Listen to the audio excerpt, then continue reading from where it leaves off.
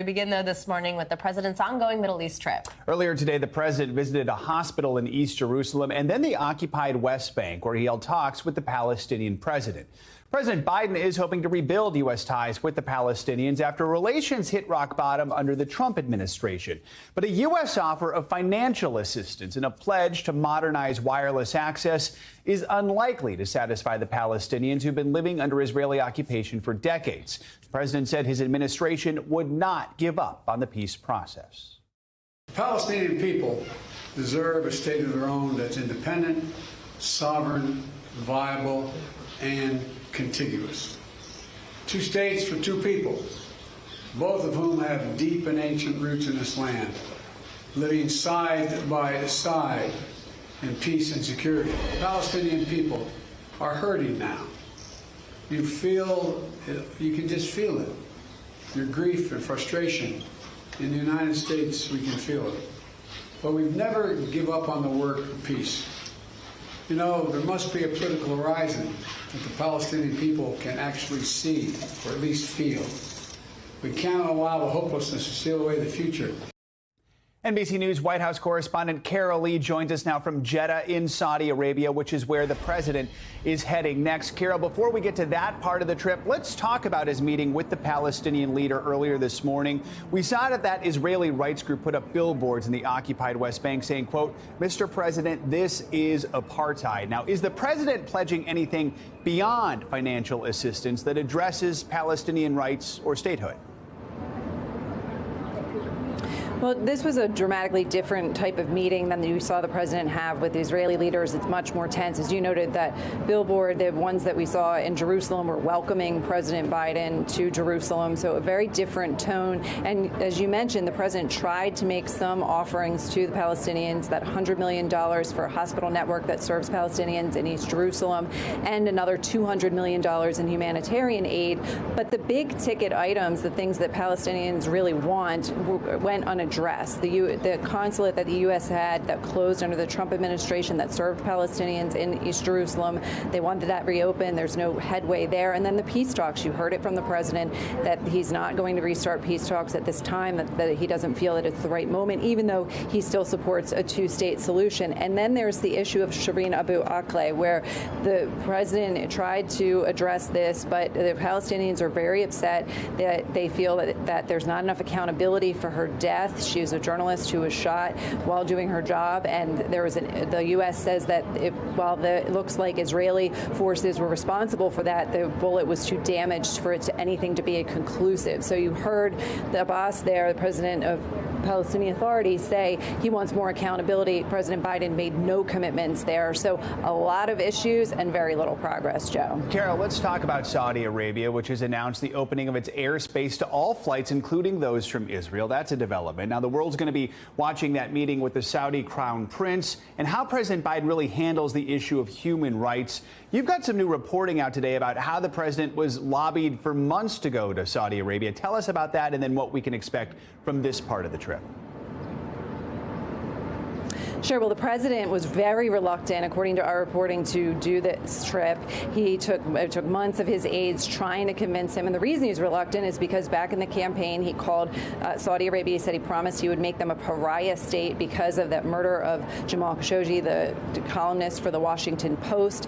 And now he got into office and realizing that he needs Saudi Arabia. They're the big player here in this region. And so his aides really tried to convince him. One of the arguments that worked with President Biden was that this wouldn't be just about Saudi Arabia, that it would be about the broader region. So he will have meetings with Saudi leaders, including Mohammed bin Salman, the Crown Prince, the most controversial figure in these meetings. But he'll also meet with other leaders of other Gulf states. So that was something that got the president to yes on this meeting. As for whether the president raises Jamal Khashoggi's murder with the Saudis directly during that meeting with MBS, the president has said that he didn't make any commitments about whether or not he'll do that, but we are told by 2 senior administration officials that he is expected to do that. He will raise this directly in his meeting with Mohammed bin Salman.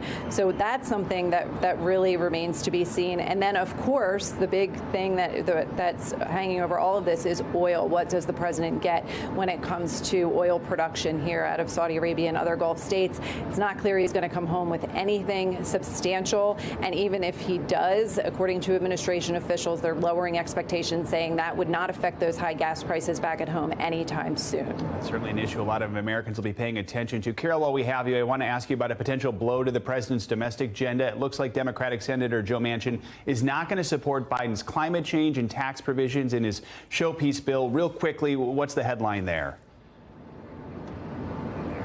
Look, this just it just sends the message that the president's legislative agenda, to the extent it was as ambitious as it was, is just not happening before the midterms. And then you get into a whole different type of dynamic with the lame duck Congress and potentially a Republican-led House or Senate or both. So this means the president's not going to get a lot of those things that he wanted. They may get some small things, maybe prescription drugs. But this is a real blow to the White House. And so far, I reached out to them, and they are not commenting on this. So that gives you a sense of how they feel about it. All right, Carol Lee in Saudi Arabia. Carol, thank you.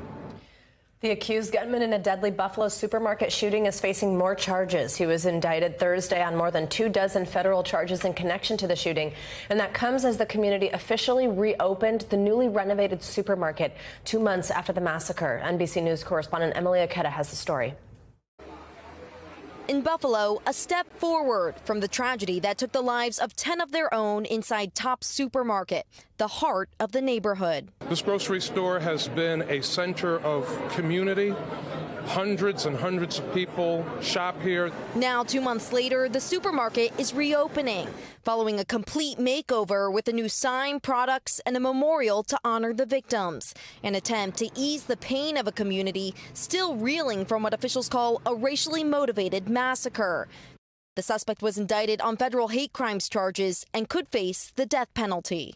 Difficult. It's been very difficult. Produce manager Rose Wasaki had barricaded herself in a back room during the attack. I haven't had a good night's sleep since this whole thing happened. It's just a nightmare. But she knows the value of Tops here, the neighborhood's sole major supermarket. I can't just walk away because they depend on us. We made a commitment to them when we opened the doors 19 years ago. Still, for some, the heartbreak is too great. Will you be going back? To Tops Market on Jefferson? No. Bishop Glenwood Young lost his sister-in-law, Pearl. Even with the facade change, the windows replaced, no one can go into that building and not think about the tragic events that took place. Buffalo's mayor acknowledges the lingering pain here, but calls today a triumph. what they did will not stop this community from growing. That love conquers hate, and that out of tragedy comes triumph. A message he hopes will be heard around the world. Emily Ikeda, NBC News, Buffalo. The trial for American basketball star Brittany Griner continued this morning in Russia. Her lawyer submitted her medical records as evidence, along with character references from different charities and sports organizations. Griner's lawyers also presented a medical marijuana permit issued by Arizona's Department of Health and the player's negative doping test results. Griner pleaded guilty last week to drug charges from a February arrest in a Moscow airport. Russian authorities say they found vape canisters with cannabis oil in her luggage, which Griner says she mistakenly packed. She faces up to 10 years in prison if convicted. This morning, we're remembering the life of Ivana Trump, the first wife to former President Donald Trump and mother to his 3 oldest children. She was found dead in her Manhattan home Thursday. Ivana grew up under communist rule in the former Czechoslovakia. As a child, she was a competitive skier, eventually fleeing to Canada and then New York, where she met Mr. Trump and became a prominent New York socialite and an executive at the Trump Organization. In a statement, the former president called her, quote, a wonderful, beautiful, and amazing woman who led a great and inspirational life. Her pride and joy were her 3 children, Donald Jr., Ivanka, and Eric. She was so proud of them, as we are all so proud of her. Now, the cause of death has not yet been determined. In South Carolina, Alex Murdaugh has been indicted for murder, accused of killing his family. The prominent lawyer was already in jail facing charges of financial wrongdoing. Now prosecutors say they believe he shot and killed his wife and son last year at their home. NBC News correspondent Ann Thompson has the details. Family made 54-year-old Alex Murdaugh prominent in South Carolina. Now it may be his undoing. The lawyer indicted for murdering his 52-year-old wife, Maggie, and their 22-year-old son, Paul, at the family estate near Charleston. In June 2021, Alex Murdaugh called 911, saying he came home to find them dead outside. My wife and my son. Are they in a vehicle? No, ma'am, they're on the ground out at my kennel. Just one in a series of bizarre events that now have this member of a prominent legal family behind bars, facing a series of charges. Within months of the killings, the family law firm accused Murdaugh of stealing millions of dollars. Forced to resign, police say Murdaugh asked a former client to kill him. Allegedly so his other son could collect a $10 million life insurance policy, but Murdaugh was only wounded. Murdaugh is also accused of financial crimes, including keeping millions of dollars in a settlement that was to go to the family of housekeeper Gloria Satterfield, who died on Murdaugh's property. Now police say they are re-examining her 2018 death. He's just an extremely dark individual.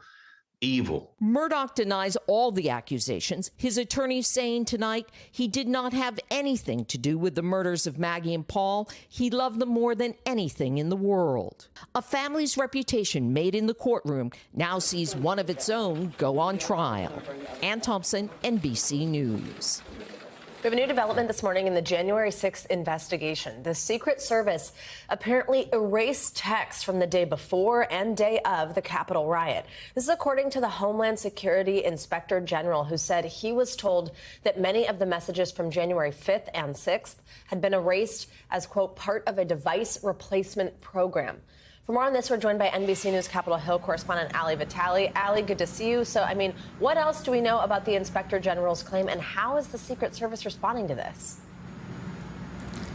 Yeah, Savannah, you got to imagine that these text messages are critically important as Congress tries to paint the picture of what was going on January 6th inside the White House and, of course, inside the Secret Service on that day. There are now all these allegations floating around from people like Cassidy Hutchinson during her testimony that speak to some potential threats that Trump was leveraging, potentially lunging at his Secret Service agent in the car as he tried to go to the Capitol on January 6th.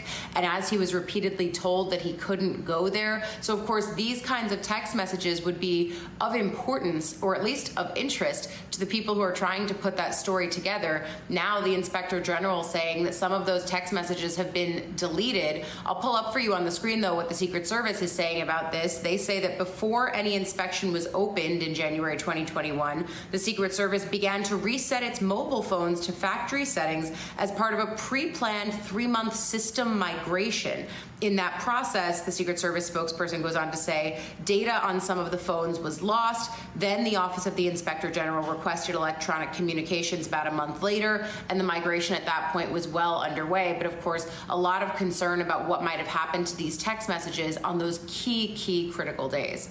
Absolutely. Ali, now the final January 6th hearing is set for next week. And I know you spoke to a group of lawmakers who were trapped in the House gallery during this insurrection, and they've been following these hearings very closely, as we can imagine. Tell us this story. Yeah, Savannah, at the back of every single one of these rooms are some section of these lawmakers who are part of a group that they never asked to be a part of. I sat down with just some of them who represent multiple waves of people who were evacuated from the House gallery. And just to give you a sense before we show you this interview, this is the area of the House chamber that is above the House floor. When everyone else was evacuated, they had to stay in place. And this is how they think back on that day now through the lens of what they're seeing now in these hearings. Watch.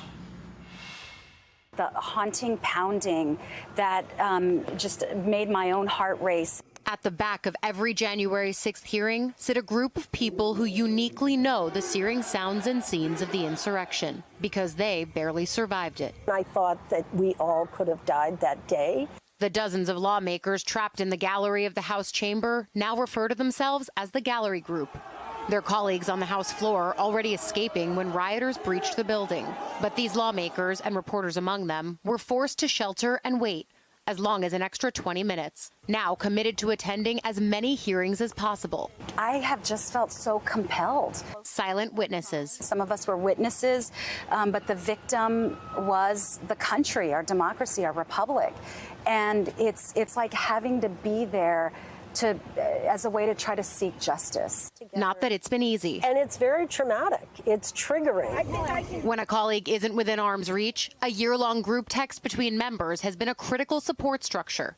Because that day, they all imagined the worst. I thought we were going to be gunned down. Veronica was wearing a beautiful white jacket, and she was standing up, and I'm hollering because I'm now picturing what you pictured, the possibility of an assault rifle just spraying across like we were a peanut gallery or shooting gallery at a carnival. And I remember hollering, Veronica, get down, because she was such a target. On Thursday, these members will likely be both viewers and part of the story. What we think will be shown to the American people is that we ducked into the elevator, and it's 30 seconds until these riders are in that hallway. The committee's final hearing set to spotlight the minute-by-minute accounting of the 6th, juxtaposed with former President Donald Trump's hours of inaction to stop it.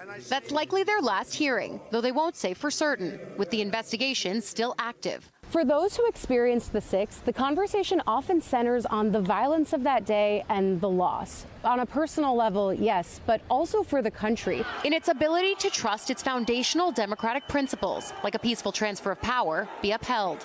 These hearings now provide the possibility of reclaiming some of that. We are getting something back, which is something we have been clamoring for the last 6 years, which is the truth.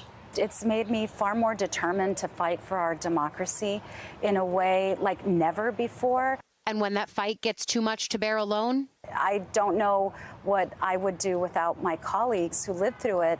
We are lucky. It is much easier to do it together. Yeah, we're lucky. Because if you suffered that trauma alone, you don't know how to share it. And so for us to be able to share it, and we are forever bonded. No matter where our career paths take us, we will be forever bonded by that difficult day and the good people we were near. This is still such a raw moment up here on Capitol Hill, Savannah, and I think as we're watching these hearings, there are, of course, the political conversations that happen around them. Those cannot be avoided. But the thing that I continue to think of are the people who continue to bear witness to this, like those 3 lawmakers there, but also the Capitol police officers and the reporters in many cases who are covering this, who all have personal connections to that day and are witnessing it now as their own form of accountability. Absolutely. Ali Vitale, great interview. Thank you so much. Let's get an update on the relentless heat impacting the country. Yeah, Michelle Grossman is with us. Hey, Michelle, happy Friday. Hey there, guys. Happy Friday. And yeah, we're looking at that stubborn pattern continuing for the foreseeable future. We're looking at temperatures climbing into the 90s, into the triple digits once again. So many spots looking at heat alerts this morning. And we're going to see that as we go throughout the next couple of days. So where you see the orange, that is your heat advisory. The pink is your heat warning. So 12 million people impacted by a heat alert today. And that's because we're going to see those temperatures soaring once again. We're looking at triple digits all across the middle of the country, into the western part of the country as well. Palm Springs, 110 today, 111 in Phoenix, 100 in Amarillo. And then we're going to start to factor in the humidity once you look a little further to the east. So Tulsa today, 100. You factor in the humidity, it's going to feel like 105. It'll feel like 101 in Memphis and feeling like 102 in Omaha. Unfortunately, that heat does continue tomorrow. So kicking off the weekend with really warm temperatures once again. So many triple digits, 106 in Dodge City. Tomorrow, Tulsa, 101 in Dallas, and 101 in Del Rio. Now, as we go throughout Sunday into the early part of next weekend, we only get a little bit hotter. That's terrible news after having this relentless heat for weeks. So we don't really see an end in sight in terms of this high pressure moving out. Oklahoma City on Monday, 103, 106 on Tuesday. Same story in Dallas. We're looking at temperatures near 104 on Tuesday. Also tracking some summer downpours. You can see that in the Midwest going through the Midwest area, upper Midwest, also parts of the Southeast. We're looking at heavy downpours with the risk for some flash flooding. So here's that area of low pressure that's moving to the south. That's bringing the chance for some scattered storms. Again, we're looking at the chance for heavy rain and also some flash flooding. That's in the Southeast. And then further to the Midwest, we're looking at some heavy rain that could impact the airport in Chicago. Back to you guys. All right, Michelle, that's the last thing we need. Weather impacting an airport. Thanks, Michelle. See you in a bit. Thanks for watching our YouTube channel. Follow today's top stories and breaking news by downloading the NBC News app.